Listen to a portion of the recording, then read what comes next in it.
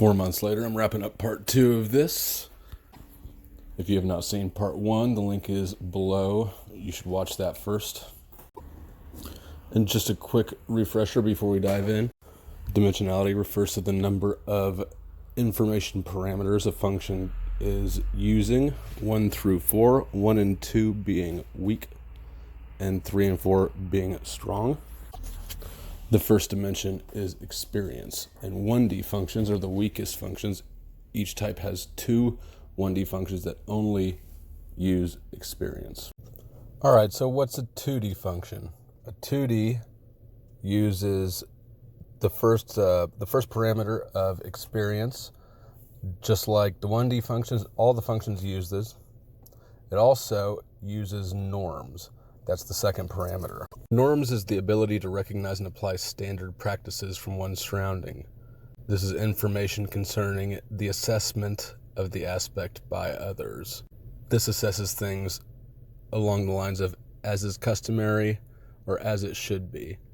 So in addition to learning from experience and having to live through things like 1D functions do, 2D functions can also learn from others. They can be taught, they can learn from books. Norms are formed out of the collective experiences of others. That's how norms and standards and rules, protocols, that's how these are formed. So 2D function using norms can know how to act in a situation they've never personally encountered if they've been taught how to act in it. What it can't do is apply specifics to the current situation and then come up with an adaptive solution to the problem. 2D functions are your third or role function and sixth or activating function in Socionics. In the standard BB8 function model, that would be your activating corresponds to your third. So the 6 corresponds to the 3. So both systems, it's your third function.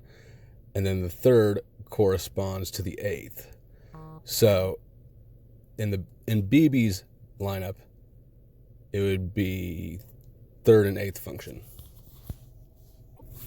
For instance, using ESTP as an example, the 2D functions would be FE and NE. All right, I think you're starting to get the pattern here. 1D functions use 1 parameter, 2D functions use 2 parameters, 3D functions use 3 parameters. The third parameter is situation. Situation is the ability to recognize and respond to the subtleties of specific situations. This is the ability to develop new solutions within the parameters of a particular situation, taking into account situation-specific properties and circumstances. These functions are characterized by creative use of accumulated experience and theory, adapting these to the concurrent situation or applying this information to completely different fields. They are able to combine a person's experience from different life situations in such a way that allows it to solve some new problem in a new situation that a person hasn't previously encountered. So basically, we've got lateral thinking coming into the picture here. It's not just learned or absorbed and then replicated. It's used dynamically. So this is the first strong function. 3D functions are considered strong. In Socionics, your 3D functions are your second and your 7th. That's the creative and the ignoring. So in the 8 function model, that would be your 2nd and your 5th. Again, using ESTP as an example, 3D functions are TI and SI.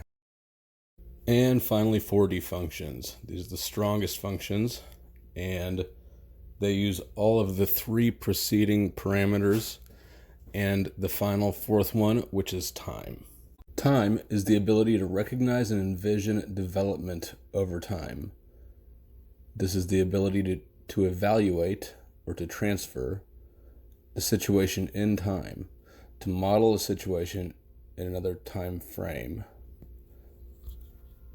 So we're taking the lateral thinking of 3D functions and we're allowing that understanding to evolve so that you can see it as it progresses through time and the situation changes.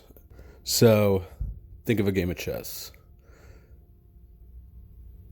Your 4D functions are your chess players. This ability to compound diverse situations over time allows 4D functions to derive some general global level of understanding on their aspects that serves as the main pool of understanding for a person, and that is difficult to convey in its entirety.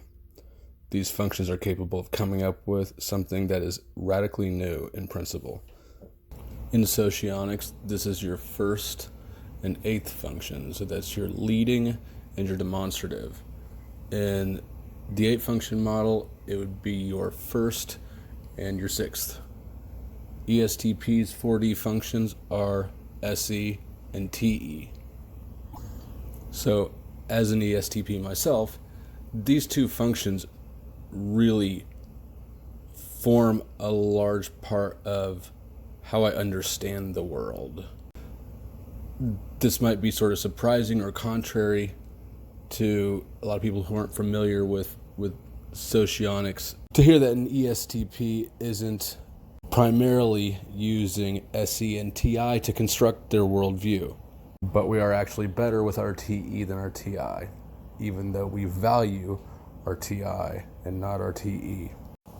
Thanks for watching. I finally wrapped up. If you found this useful, please like and subscribe if you haven't already done that.